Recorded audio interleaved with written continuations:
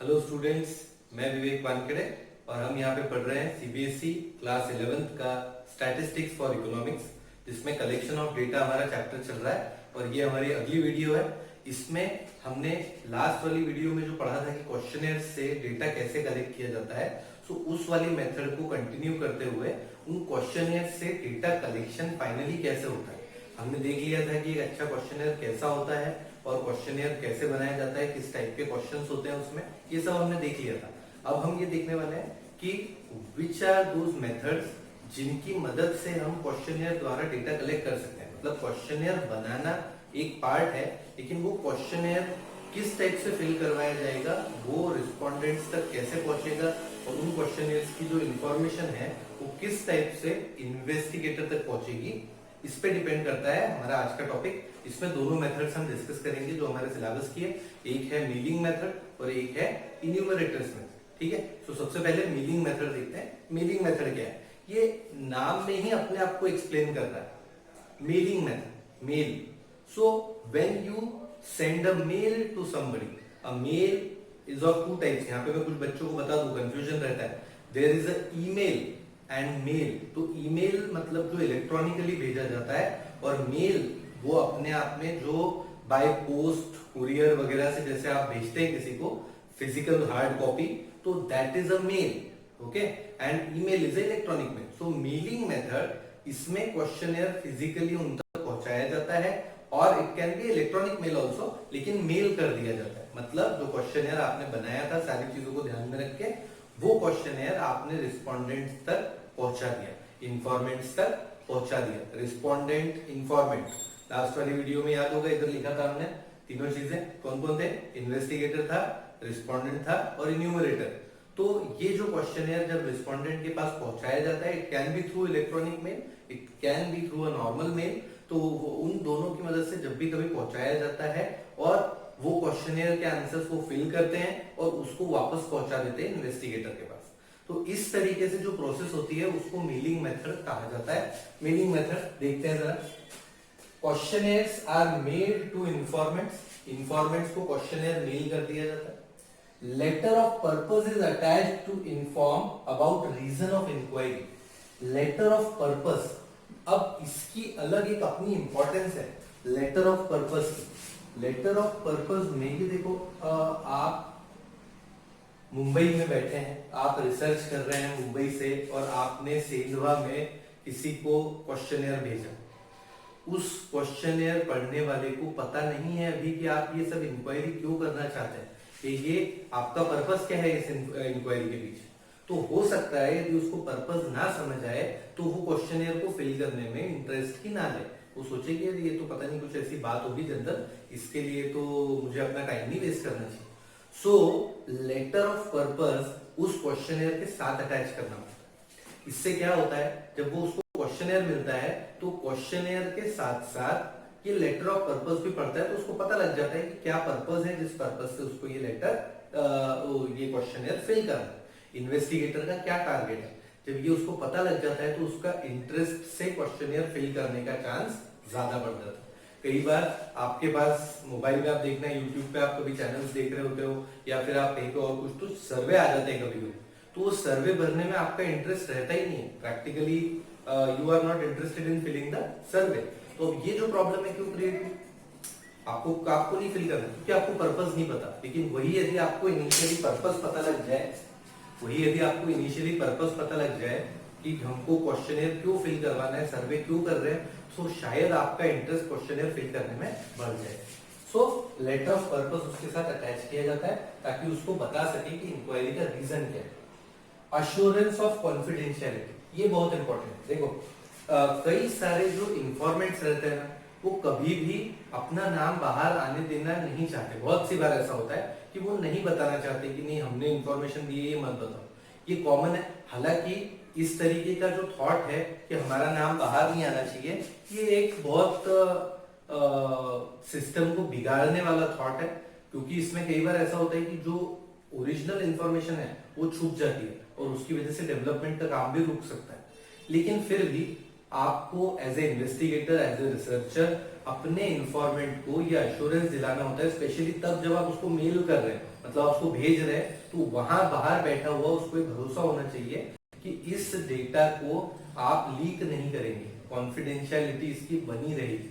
क्योंकि आपको तो मतलब डेटा से है ना, आपको इस चीज से थोड़ी मतलब है कि आपको उसका नाम पब्लिक करना है कि किसने डेटा दिया, आपको तो इन्फॉर्मेशन से मतलब। सो इंफॉर्मेशन आप तक पहुंच जाए और कॉन्फिडेंशियलिटी का भरोसा उसको रहे, ताकि वो खुल के अपनी बात कह सके। इसीलिए कहा जाता है, चाहे वो किसी कंपनी का मैनेजमेंट हो, चाहे किसी स्कूल का मैनेजमेंट हो, उनको हमेशा अपने एम्प्लॉयज को, अपने स्टूडेंट्स को ये भरोसा दिलाना चाहिए कि जब भी उन तक कोई ओरिजिनल इंफॉर्मेशन या कुछ ऐसी बात पहुंचेगी तो वो उसकी कॉन्फिडेंशियलिटी का खुद ध्यान रखें, वो खुद अपने तरफ से ना सबके पास बोलते बैठे।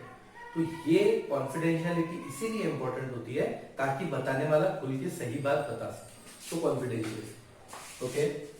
Informants notes the answers and returns questionnaire to the investigator. Simple ये ब्रीफ इंट्रोडक्शन है कि भाई इन्वेस्टिगेटर्स के पास वापस से क्वेश्चनर भेज दिए जाते हैं, इन्फॉर्मेंट्स को नोट्स अपने आंसर वगैरह फिल कर लेते हैं और उसको भेज देते हैं। क्वेश्चन किस टाइप के होंगे, वो 4 टाइप्स हमने लास्ट वीडियो में पढ़े, उनमें से कोई।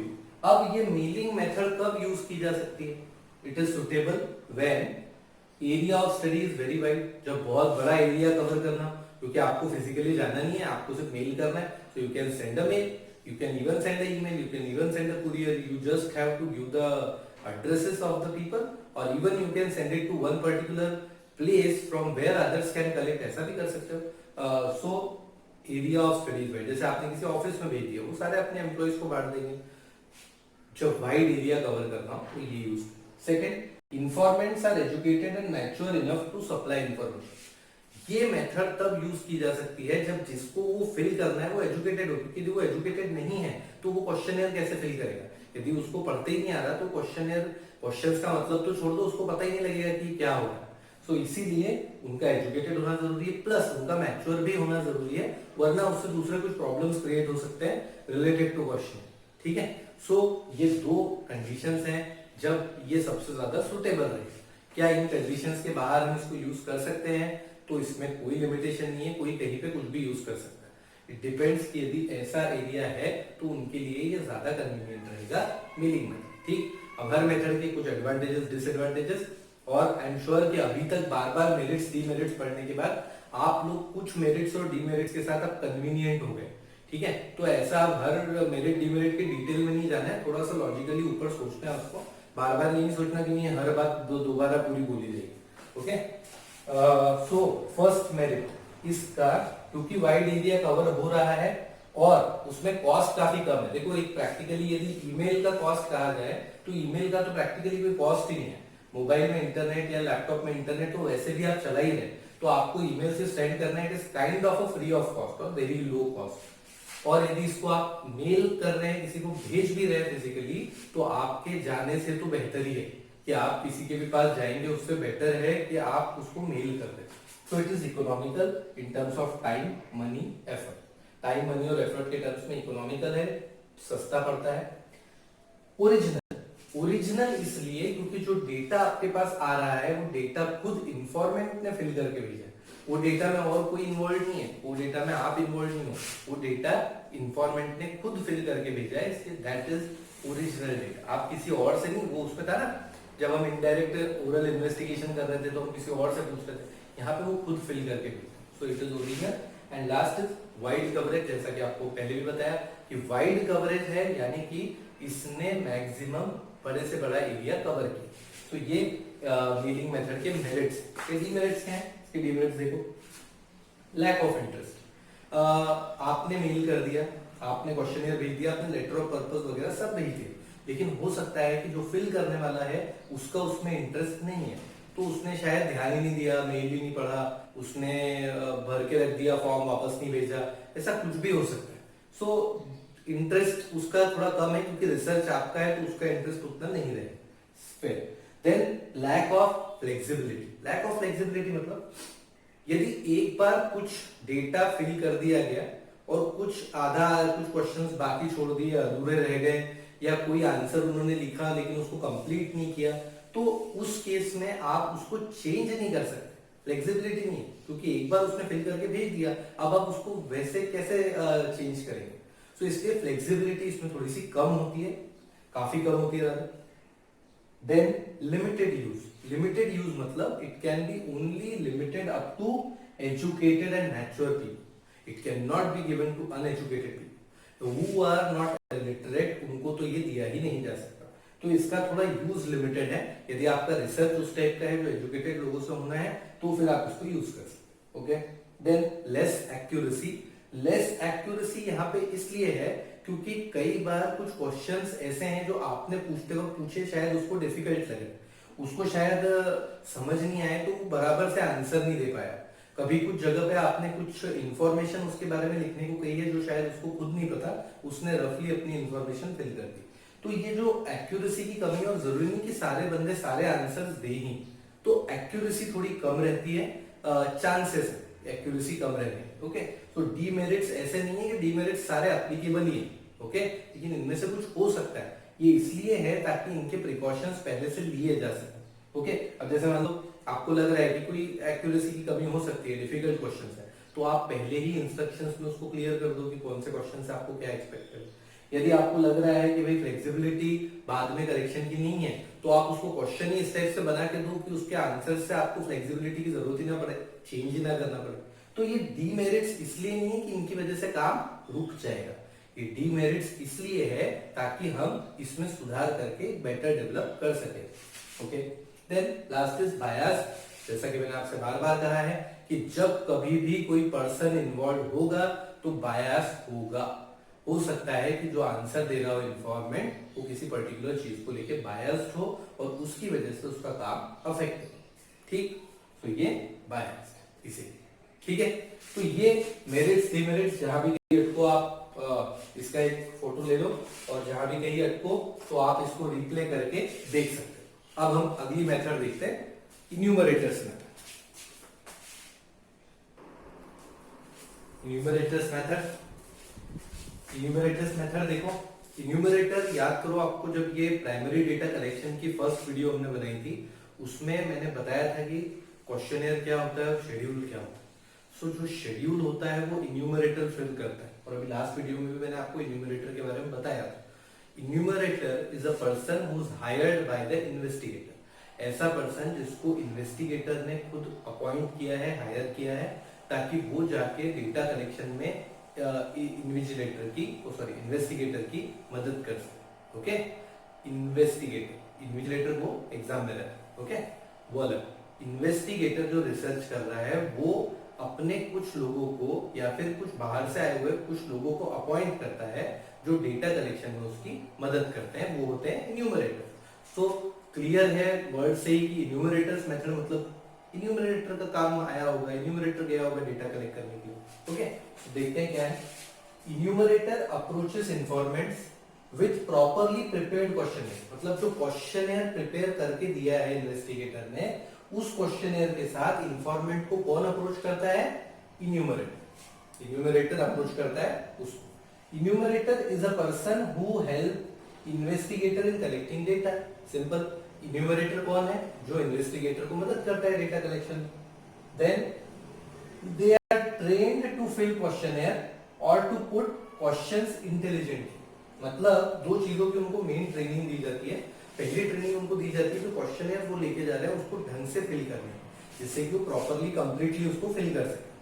दूसरा, उनको ट्रेनिंग दी जाती है कि जो क्वेश्चनर के क्वेश्चंस हैं उसको उनको समझा दिया ताकि वो इन्फॉर्मेंट को अच्छे से समझा सके, जिससे वो डेटा कलेक्ट करने जा रहे हैं उसको वो ठीक से समझा सके। तो क्वेश्चनर की ट्रेनिंग दी जाती है उनको समझने की और उसको फिल करने की, जिससे कि वो क्वेश्चन समझा भी सके और उसको कंप्लीट भी कर सके। Okay, enumerator fills the questionnaire by getting information.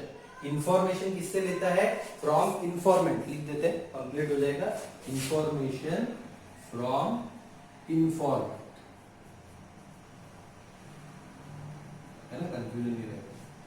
तो इन्यूमरेटर के कौन है? जो क्वेश्चनर को फिल करवाता है। किससे इंफॉर्मेशन कलेक्ट करके? इन्फॉर्मेंट से इंफॉर्मेशन कलेक्ट करके वो फिल करवाता है। Then schedules are questionnaire filled by enumerator. Enumerator जिस क्वेश्चनर को फिल करता है उसको हम क्या कहते हैं? उसको कहते हैं शेड्यूल। तो ये जो टॉपिक का नाम होता है ना आपको, information through questionnaires and schedules. So questionnaire तो वो था जो डायरेक्टली हमने मेल कर दिया था, अब शेड्यूल वो है जो इन्यूमरेटर फिल करके लाता है। तो ये वाला क्वाड्रेंट समझ आया। इन्यूमरेटर कौन है? जिसको उसने अपॉइंट किया है। क्यों अपॉइंट किया है? डेटा कलेक्शन में हेल्प करने के लिए, उसके लिए उसको ट्रेनिंग दी है, क्वेश्चनियर फिल करने की भी ट्रेनिंग दी है और क्वेश्चन समझाने की भी ट्रेनिंग दी है। वो उन क्वेश्चनियर्स को, उनसे इंफॉर्मेशन कलेक्ट करेगा, फिल करके लेके आएगा। जो इन्यूमरेटर खुद फिल करेगा उसको हम क्वेश्चनियर नहीं बोलेंगे, उसको शेड्यूल बोलेंगे, क्योंकि वो इन्यूमरेटर ने फिल किया। ठीक, ओके। ये इन्यूमरेटर मेथड कब सुटेबल है? अब ये तो क्लियर है कि थोड़ा सा बड़ा एरिया कवर करने के लिए, क्योंकि इन्वेस्टिगेटर जितने लोगों के पास जा पाता उससे ज्यादा इन्यूमरेटर्स रख सकता है। सो सपोज उसने 10 भी इन्यूमरेटर रख लिए तो 10 गुना बढ़ जाएगा टाइम उसको, ठीक है, मतलब 10 गुना ज्यादा काम बढ़ जाएगा उतने कम time. So field of investigation is large, then need skilled and specialised people for data collection.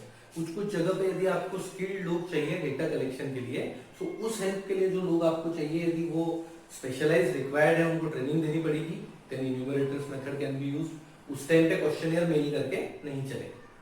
Different reasons to be covered, आपको बहुत अलग अलग रीजन्स कवर करने हैं जिनकी लैंग्वेजेस अलग है, ट्रेडिशंस अलग है, और एक अकेला इन्वेस्टिगेटर क्या क्या कलेक्ट करेगा, किस किस के ट्रेडिशन को समझेगा, तो उस टाइम पे फिर रिक्वायरमेंट होती है इसको समझना। क्लियर है? इन्यूमरेटर का प्रोसेस कब यूज होगा। ओके, अब इसके मेरिट्स डीमेरिट्स, कुछ तो मेरिट्स होते हैं और कुछ डीमेरिट्स भी होते हैं। मेरिट्स क्या? एक्यूरेसी बढ़ेगी। क्यों?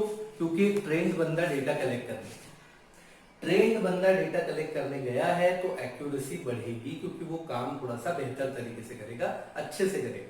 So here it will be more accurate then personal contacts, because the enumerator individually will go to the informant, so it will create a link between investigator and the informant rather than mailing the questionnaire. आपने सिर्फ mail कर दिया तो उसमें आपका personal contact नहीं बन पाया, लेकिन आपका इन्यूमरेटर, आपका रिप्रेजेंटेटिव जाके इंफॉर्मेंट से मिलके आया तो उसमें पर्सनल कांटेक्ट ज्यादा बनेगा।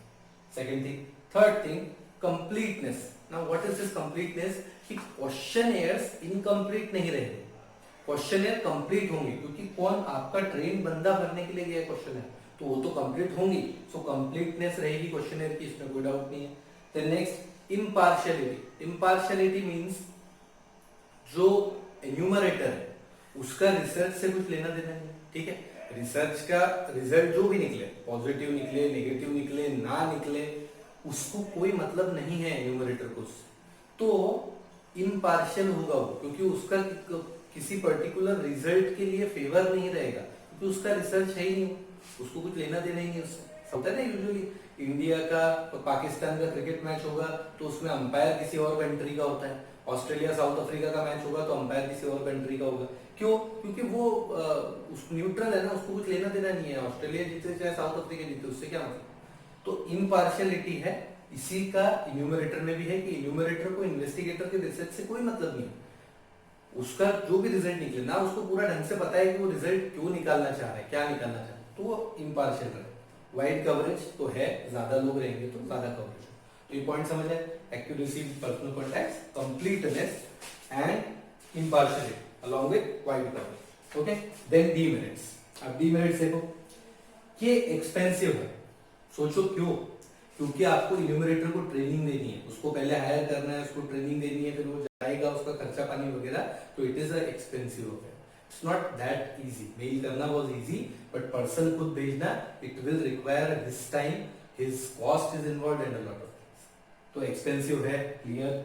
अवेलेबिलिटी ऑफ इन्यूमरेटर, अच्छे इन्यूमरेटर का मिलना भी मुश्किल है, इतनी आसानी से अच्छे इन्यूमरेटर मिलेंगे नहीं जो प्रॉपर ट्रेनिंग लेके ईमानदारी से डेटा कलेक्ट करके देंगे।